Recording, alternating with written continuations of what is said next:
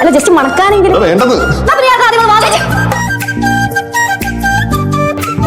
മുട്ട ഇപ്പൊ ഇഷ്ടമാണല്ലേ? അങ്ങനെയാണെങ്കിൽ പല വെറൈറ്റീസും ഉണ്ടാക്കി തരാം. അങ്ങനെയാണെങ്കിലേ ഞാൻ എന്റെ മോളെ കൂടെ ബൈക്ക് എടുത്ത് പുറത്ത് പോകും. പുറത്തെ ജ്യൂസ് കുറിച്ച് പയ്യെ തിരിച്ചു വരത്തുള്ളൂ.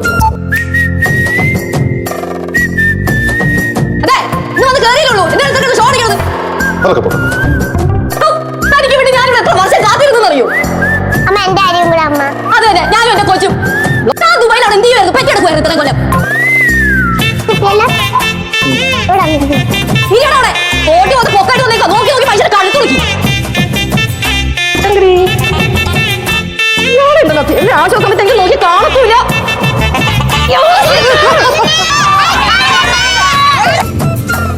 ഒന്നുമില്ല മോമേ, കുറെ നാളുകൾക്ക് ശേഷം കണ്ടതല്ലേ, അതുകൊണ്ടൊരു ചെറിയ സൗന്ദര്യ ഇണക്കം.